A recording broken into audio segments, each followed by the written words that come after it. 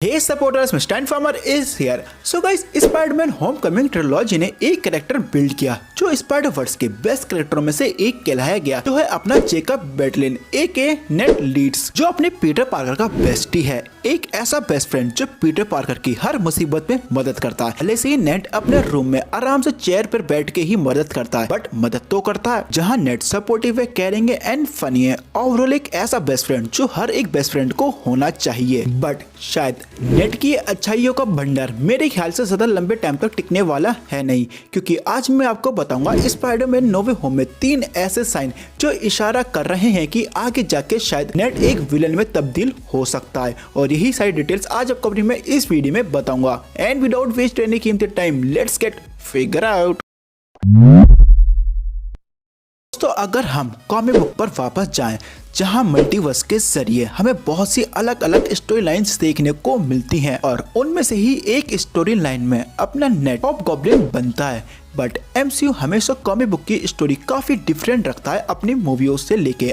Comic book की story से similar तो होती है, बट जो स्टोरी की टेलिंग का जो तरीका होता है वो काफी ज्यादा डिफरेंट होता है एमसीयू का। जब तो मूवी में जो स्टोरी होती है कैरेक्टर की, वो काफी ज्यादा डिफरेंट होती है बुक से, कॉमिक बुक से। और इस ही वजह से होमकमिंग ट्रिलॉजी में जो हमें नेड दिखाया गया है वो काफी ज्यादा डिफरेंट है कॉमिक बुक के नेड से। जहाँ कॉमिक बुक में नेड का ब्रेन वॉश किया जाता है और फिर जाके नेड बनता है हॉबगॉब्लिन। बट ऐसा फिलहाल तो अभी कुछ हमें स्पाइडरमैन होमकमिंग ट्रिलॉजी में देखने को नहीं मिला, but I am pretty sure future में हमें कुछ ऐसा देखने को मिल सकता है। In fact Spiderman no way home में हमें कुछ ऐसे क्लू देखने को मिलते हैं जो इशारा कर रहे हैं कि अपना नेड मासूम आगे जाके हॉबगॉब्लिन बन सकता है। वो कैसे, चलिए मैं आपको बताता हूँ।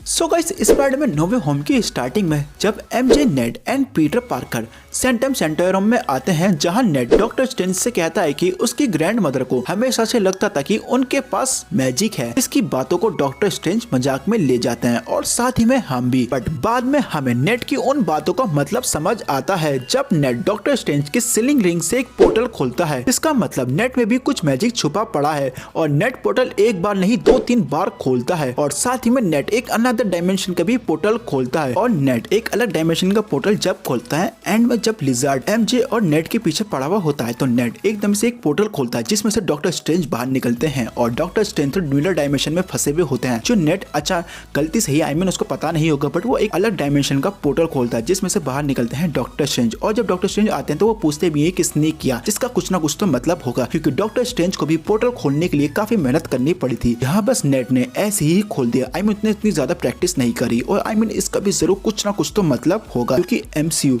कोई भी चीज ऐसी बेवजह तो दिखाता नहीं है। बट अगर हम कॉमिक बुक में देखा जाए तो कॉमिक बुक में नेड के पास ऐसी कोई मैजिक पावर नहीं थी, बट वो एक बार टीम अप करता है बैरन मॉर्डो, जो अच्छा खासा मैजिक जानता है। और बैरन मॉर्डो हमें बहुत ही जल्द दोबारा से doctor strange in the multiverse of madness में भी दिखने वाला है। और शायद doctor strange in the multiverse of madness में हमें नेड भी नजर आ जाए। मैंने कहा शायद, और ऐसा होने की पॉसिबिलिटी है, क्योंकि स्पाइडरमैन नो वे होम में जिस तरीके से नेड मैजिक का यूज करता है, शायद वो डॉक्टर स्ट्रेंज के काम आ जाए डॉक्टर स्ट्रेंज 2 मूवी में। Spiderman no way home movie में जब टॉबी मैगवायर वाला पीटर नेड को बताता है कि कैसे उनका बेस्ट फ्रेंड उनकी जान के पीछे पड़ गया था और उसने उनके हाथों में ही दम तोड़ा था, और साथ ही फिर एंड्रू गारफील्ड भी अपना रोना बताते हैं कि कैसे उनका बेस्ट फ्रेंड उनकी भी जान के पीछे पड़ गया था। जहां अपना मासूम नेड थोड़ा परेशान होता है और फिर जाके वो टॉम हॉलैंड स्पाइडरमैन से कहता है, सुन भाई, मैं कोई सुपर विलन बन के तेरी जान का प्यासा नहीं बनूंगा, इससे तू बेफिक्र हो जाए। तो काफी क्लियर स्टेटमेंट दे देता है नेड अपने टॉम हॉलैंड स्पाइडरमैन को। बट हमें यहाँ से ही इशारा मिलता है कि स्पाइडरमैन की आने वाली मूवी में शायद नेड कुछ ऐसी गद्दारी वाला काम करे, क्योंकि भाई ये तो स्पाइडरमैन की, तीनों स्पाइडरमैन की परंपरा है कि उनका बेस्ट फ्रेंड उन्हें धोखा देता है। और शायद मेरे ख्याल से नेड भी इसी राह पे चले। ऐसा क्यों, चलिए वो आपको बताता हूँ मैं थर्ड क्लू में।